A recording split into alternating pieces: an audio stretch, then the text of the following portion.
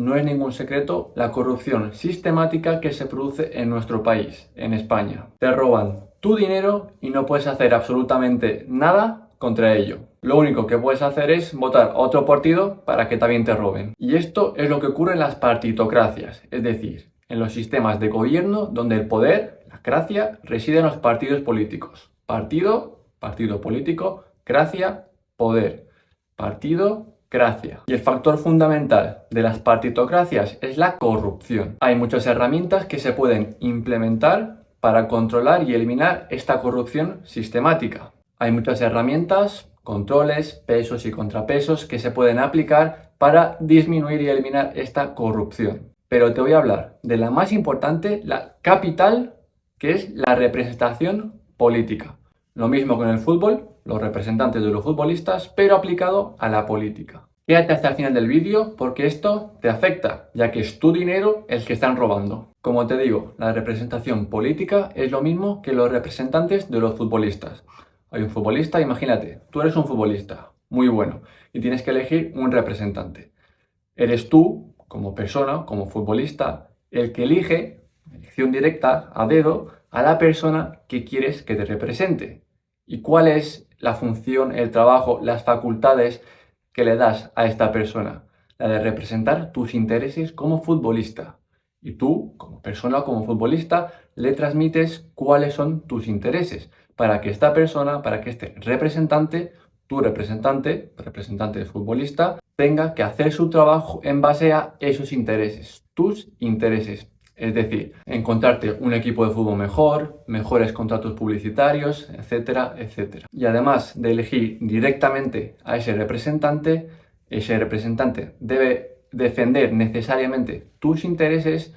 En cualquier momento, tú como futbolista, como persona que le da ese poder al representante, se lo puedes quitar. Le puedes echar a la calle cuando tú quieras. Y puedes de nuevo buscar o elegir a otro representante. Pues esto mismo lo tenemos que aplicar a la política. Es decir, que sean los ciudadanos, imagínate, cogemos a España y la dividimos en distritos o en provincias. En diferentes territorios, cada distrito o cada provincia lo que va a hacer es elegir a una persona, a un representante político que tenga que necesariamente representar los intereses de su distrito, del conjunto del territorio de la población que le ha votado y que le ha elegido. Entonces, lo que hay que hacer es votar a personas y no a partidos políticos, como ocurre en España. Se elige a personas, por ejemplo, en Francia, en Inglaterra, en Estados Unidos, donde sí hay representación política. Pero en España, no. Aquí votamos a partidos políticos, no elegimos a ninguna persona. De modo que, insisto, en la representación política, los ciudadanos debemos elegir necesariamente a una persona que nos represente. Tiene que haber una elección directa para ese gobernante. Y ese gobernante debe actuar como representante político del distrito, de la provincia, del territorio en el que las personas le han elegido. Una elección que debe ser por mayoría, es decir, más de la mitad de los ciudadanos que han votado deben haber elegido a esa persona para que una mayoría apoye, legitime a esa persona y que represente los intereses en conjunto de ese territorio. Y esta persona, este representante político, debe necesariamente ir al Parlamento a proteger, velar, representar los intereses de los ciudadanos que le han votado, de su distrito. Y si esta persona no hace eso, sino que vela o defiende otros intereses, ya sean los suyos propios, los de su partido o los de agentes internacionales de otros países o de empresas, de cualquier lobby, que no sean los ciudadanos que han elegido a esa persona y que le han puesto ahí en el Parlamento, estos mismos ciudadanos tienen la capacidad, tienen el poder, tienen la fuerza de echar a ese diputado, a ese representante político y que se vuelva a elegir a otra persona a través de un sistema mayoritario. Y esto, la representación política en España es inexistente, ya que los ciudadanos lo que hacemos es votar a un partido político.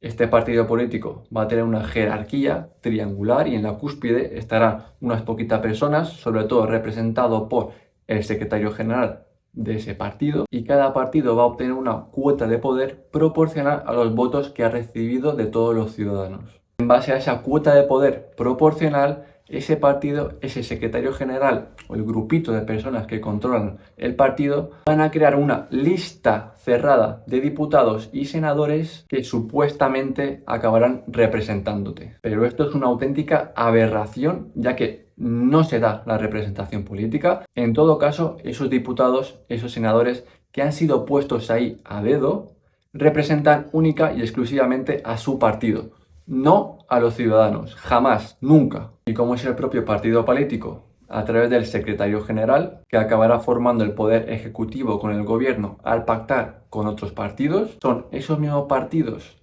esos mismos secretarios generales, los que designan a dedo esa lista de personas, esa lista cerrada, que va a acabar formando el Parlamento, el Congreso, es decir, el poder legislativo.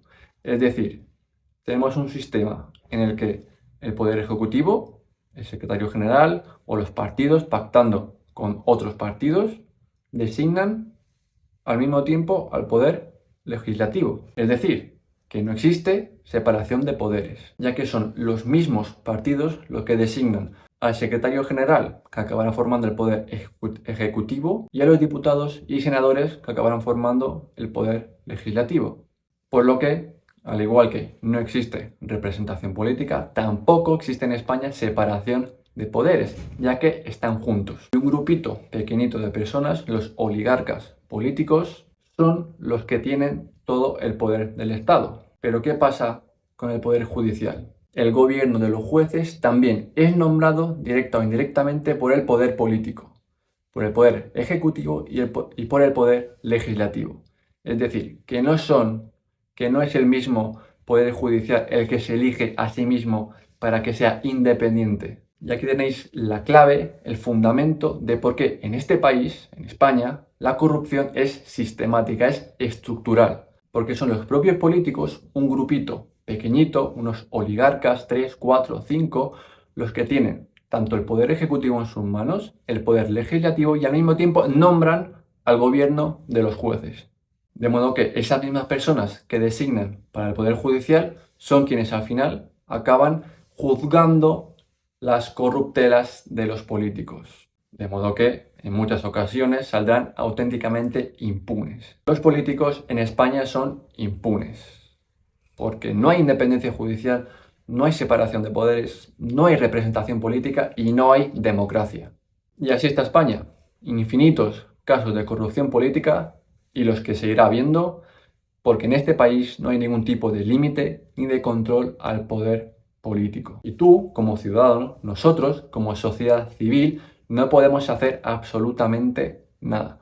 Únicamente regalar durante 4 años una cuota de poder a un partido con el que te identificas por tu ideología. De modo que, como la corrupción es sistémica, por este sistema de partidos, por esta oligocracia, esta partitocracia, donde son los partidos los que ejercen el poder y no los ciudadanos, como ocurre en la democracia, demos es pueblo, gracia es poder o gobierno o fuerza.